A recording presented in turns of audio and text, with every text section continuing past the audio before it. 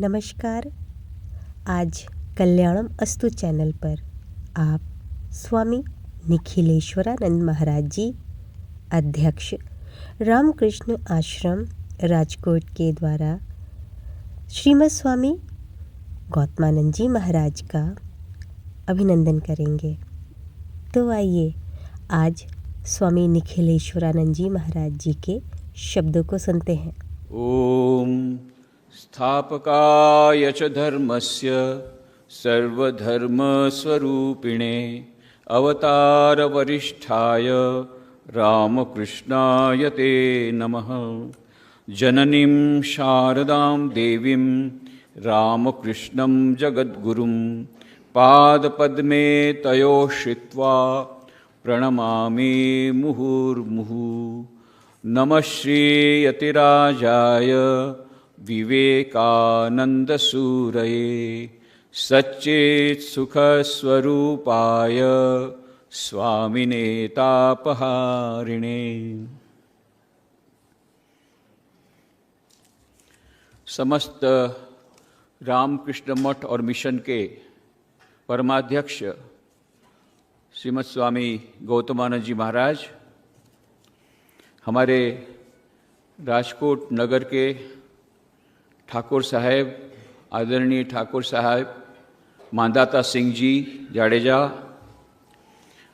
हमारे बीच उपस्थित आदरणीय डॉक्टर वल्लभ भाई कथिरिया, जिनको आप अच्छी तरह जानते हैं, हमारे भूतपूर्व मंत्री श्री भारत सरकार के, उपस्थित अन्य महानुभावों, उपस्थित सन्यासी वृंद, उपस्थित माताओं, बहनों एवं भाइयों, आज हम व्यक्त नहीं कर पा रहे हैं कितना आनंद हमें है। आज 33 वर्षों बाद एक रिकॉर्ड ब्रेक हो रहा है। 33 वर्ष पूर्व रामकृष्ण मठ और मिशन के 12वें परमाध्यक्ष पूज्य स्वामी भूतेशानंद जी महाराज यहाँ पधारे थे।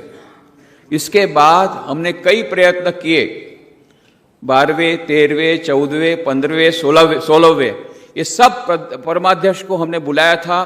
किन्हीं कारणों से वह आ नहीं पाए, उनके स्वास्थ्य की वजह से अथवा अन्य कारणों से। अब आज ये परम सौभाग्य प्राप्त हुआ है कि 17वें परमाध्यक्ष हमारे बीच हैं। हमारा स्वप्न मानो पूर्ण हुआ है। हम तो अभी भी विश्वास नहीं हो रहा है कि सचमुच में है, स्वप्न है या जागृत अवस्था है। सचमुच में वे आए हैं।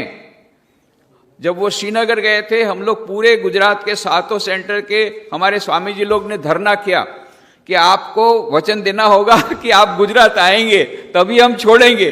श्रीनगर में उनको पकड़ लिया था और पूज्य महाराष्ट्र ने हमारा निमंत्रण स्वीकार किया और कल वे बंबई होकर के यहाँ पधारे। आज सुबह मंत्र दीक्षा का कार्यक्रम था। बहुत ही शॉर्ट विजिट है उनकी, पर something is better than nothing. हम लोग को इसी से संतोष करना पड़ेगा कि कम से कम हमको मिला तो सही, 33 वर्षों बाद किसी प्रेसिडेंट महाराज के आशीर्वाद मिले। तो आज हमारे बीच में हैं। धर्म सभा में उनको हमने अनुरोध किया है कि वे हमें आध्यात्मिक मार्गदर्शन प्रदान करें। श्री रामकृष्ण विवेकानंद भावधारा के आलोक में वे आध्यात्मिक मार्गदर्शन प्रदान करेंगे। और फिर कल सुबह 9:15 बजे स्टाफ क्वार्टर हमारा बन रहा है, स्वामी अखंडानंद सेवक भवन, उसे बनने वाला है। उसकी नींव वे रखेंगे, फाउंडेशन लेइंग सेरेमनी करेंगे। उसके बाद 10 बजे जो हमारा माँ शारदा अतिथि भवन बनने वाला है, उस जमीन का भी भूमि पूजन करेंगे। और फिर कल दोपहर को वे बड़ौदा जाने के लिए रवाना होंगे। बड़ौदा में भी उनके कई कार्यक्रम हैं। फिर वहाँ से वे 8 तारीख को जाएंगे अहमदाबाद।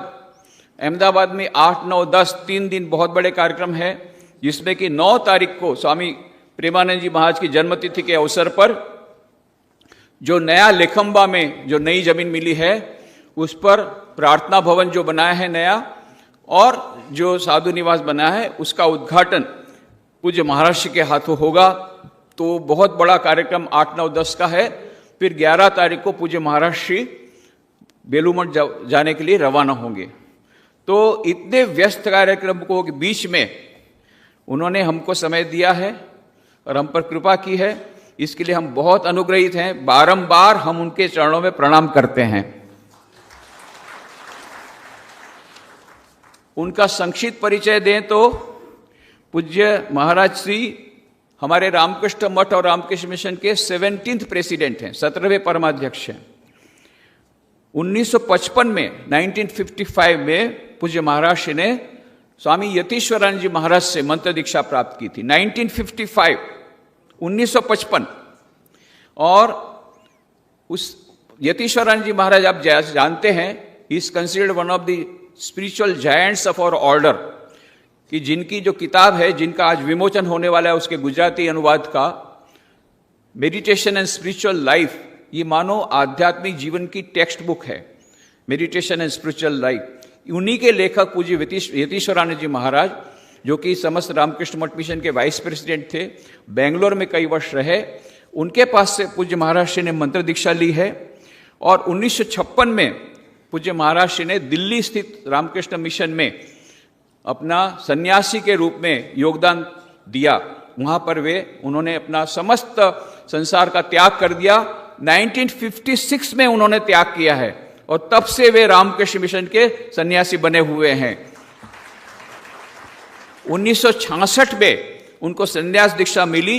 रामकृष्ण मठ और रामकृष्ण मिशन के 10वें परमाध्यक्ष पूज्य वीरेश्वरानंद जी महाराज, जो कि मां शारदा के शिष्य थे, उनके पास से उनको संन्यास दीक्षा मिली है। इसके पूर्व उन्होंने आदिवासी जनजातियों के लिए बहुत कार्य किया है। चेरापूंजी आश्रम में हो, अरुणाचल प्रदेश में हो, आलोंग नाम की जगह पर, या आदिवासियों की जगह है वहां पर नारायणपुर है, जो कि प्रिमिटिव ट्राइब्स जहां रहते हैं बस्तर जिले के, वहां भी उन्होंने बहुत सारा काम किया। तो आदिवासी क्षेत्र में उनका जो कार्य है, अनूठा कार्य रहा है। फिर वे मुंबई में भी कई वर्ष रहे, रायपुर आश्रम के भी अध्यक्ष रहे, रामकृष्ण मिशन रायपुर। इसके अलावा वे और कई सेंटर में रहे और उन्होंने विभिन्न प्रकार से ये विभिन्न कार्यों के द्वारा रामकृष्ण मिशन की सेवा की। और अंत में वे चेन्नई में थे, जहां उन्होंने 29 वर्षों तक वे अध्यक्ष के रूप में रहे, 29 ईयर्स। और उस समय चेन्नई आश्रम का बहुत बड़ा डेवलपमेंट हुआ, विकास हुआ, और एक बहुत बड़ा रामकृष्ण देव का मंदिर, ये भी पूज्य महाराज श्री के समय में हुआ। उसका निर्माण और उसका विमोचन उस समय, उनका उद्घाटन भी उसी समय हुआ। पूज्य महाराज श्री तमिल भाषा, कन्नड़ भाषा, हिंदी भाषा, बंगाली भाषा और अंग्रेजी भाषाएं जानते हैं, उस पर प्रवचन भी देते हैं। वे एक प्रभावी वक्ता हैं। सबसे बड़ी उनकी बात है, सबसे बड़ी जो हमारे लिए है, ही इज इजीली अप्रोचेबल। बहुत उनका सरल स्वभाव है। हम जाकर के ऐसा लगता नहीं है कि हम इतने बड़े स्वामी जी परमाध्यक्ष के पास जा रहे हैं, तो कोई डर नहीं लगता है। और सबसे बड़ी बात है उनकी जो विलक्षण बात है, बहुत आनंदी स्वभाव के हैं। खुद आनंद में रहते हैं, दूसरों को आनंद में रखते हैं। तो भले उनका नाम गौतमानंद जी दिया, पर हमारे लिए वो आनंदानंद जी है। आनंदानंद जी सब समय आनंद में रहते हैं, हमेशा आनंद में रहते हैं और दूसरे लोगों को भी आनंद में देते हैं। वहां उनको देखने से ही हमारा टेंशन सब चला जाता है। सबकी यही बात है, इतने अधिक वे सरल हैं। और सबसे बड़ी बात है कि ही इज 96 ईयर्स यंग। 96 वर्ष के बूढ़े नहीं, 96 वर्ष के युवा है। एक युवक को भी लज्जा होगी उस प्रकार से वो ट्रैवल करते हैं देश विदेश में अभी भी, और उनको देखकर ही आपको लगेगा कितने फिट है वो इस उम्र में भी। He is much more fit than many of us. He is a great source of inspiration. बहुत बड़े हमारे लिए इंस्पिरेशन है, सभी न केवल सन्यासियों के लिए, भक्तों के लिए, सभी जनों के लिए, कि इस उम्र में भी जिस प्रकार से वे, सबसे ज्यादा बात है उनकी स्फूर्ति, उनका उत्साह और उनकी ऊर्जा और उनकी सब समय जानने की जिज्ञासा और सब समय आनंद में रहना। एक विरल स्वभाव के वे व्यक्ति हैं। और इसलिए आज हम अपने आप को बहुत बहुत सौभाग्यशाली समझ रहे हैं कि पूज्य महाराज श्री आज हमारे साथ है, उनकी वाणी का हमको आज लाभ मिलने वाला है। आज इसी कार्यक्रम, जब ये कार्यक्रम हो रहा है तो हमने सोचा पूज्य महाराज श्री के हाथों से 3 पुस्तकों का विमोचन भी उनके हाथों से कराएंगे। एक तो पुस्तक है spiritual meditation and spiritual life, Swami Yatishwarananda, जिसके बारे में बताया पूज्य महाराज श्री ने उन्हीं से मंत्र दीक्षा ली है। तो जब मैंने कहा महाराज आपके हाथों से गुजराती किताब का विमोचन होगा, क्या बात करते हो, वो किताब का गुजराती अनुवाद हो गया? मैं बोला हाँ हो भी गया और आपके हाथ से विमोचन होगा। तो बहुत प्रसन्न हुए जब बेलू मठ में उनको मैंने कहा था। तो उन्हीं के हाथों से एक ऐसा अद्भुत ये अद्भुत यह बात है कि पूज्य यतीश्वरानंद जी की किताब का उद्घाटन यतीश्वरानंद जी महाराज के शिष्य के द्वारा होगा आज अभी थोड़ी देर में, और 2 किताबों का होगा। दोनों किताबें लिखी हैं स्वामी चेतनानंद जी महाराज। जैसा आप जानते हैं हमारे अमेरिका में, यूनाइटेड स्टेट्स ऑफ अमेरिका में जो लुइस सेंटर है, सेंट लुइस सेंटर, उसके वे अध्यक्ष हैं, मिनिस्टर इंचार्ज हैं। तो उन्होंने कई किताबें लिखी है, सभी किताबें बहुत पढ़ने लायक है, पर उनकी सभी किताबें अंग्रेजी में है, बंगला में है, तो गुजराती लोगों को उसका लाभ मिले इसके लिए हमने बहुत अच्छी उनकी किताब है, जिसको बोल सकते हैं इमॉर्टल बुक, एक अमर ग्रंथ, श्री शारदा देवी एंड हर डिवाइन प्ले। ये जो किताब है उसका गुजराती अनुवाद हो गया है, और ये गुजराती अनुवाद ये है श्रीमा शारदा देवीनी दिव्य लीला, 2 भागों में 2 खंडों में है। उसका भी विमोचन पूज्य महर्षि के हाथ होगा। और एक पूज्य स्वामी चेतनानंद जी की किताब how to live with God, आप जानते हैं उनकी कई किताबें, they live with God, God live with them, उसमें एक किताब है how to live with God, Shri Ramakrishna Samipe. ये किताब का भी विमोचन पूज्य महाराज श्री के साथ होगा कुछ ही देर में। और जैसा मैंने बताया कल के सुबह के कार्यक्रम मैंने आपके बता दिए, पूरा पूज्य महाराज श्री का कार्यक्रम भी बताया। और हमारे लिए बड़ी प्रसन्नता की बात है कि आज डॉक्टर वल्लभ भाई कथीरिया भी हमारे साथ हैं, और राजकोट के हमारे ठाकुर साहब अरे मानदाता सिंह जी, जिन्होंने अभी पूज्य महाराज श्री को पगड़ी पहनाई, और कुछ दिन पहले वे आए थे राजकोट हमारे आश्रम में। तो हमारी सब गतिविधियों को देख करके बड़े प्रसन्न हुए। फिर हमने उनको बताया कि हम बहुत शीघ्र, यानी 2 साल के भीतर में ही, हमने कहा कि रामकृष्ण आश्रम राजकोट का प्रारंभ हुआ था 5 मार्च 1927 को, 5 मार्च 1927 को।